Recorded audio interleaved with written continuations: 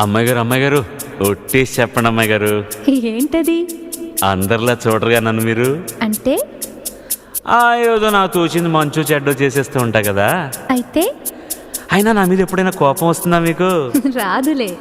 అంటే అంటే నేనంటే నువ్వంటే మీకెంతో నాకెంతో ఇష్టం అన్నమాట. ఇవ్వాలైనా మీరు ఏది అది అమ్మాయి గారు. చెప్పాలి ఏం కావాలో మీరు ఏదో అది అబ్బాయి గారు.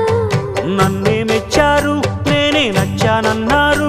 తీరా అది అంటే ఇంకా ఏమో ఆలోచిస్తారు.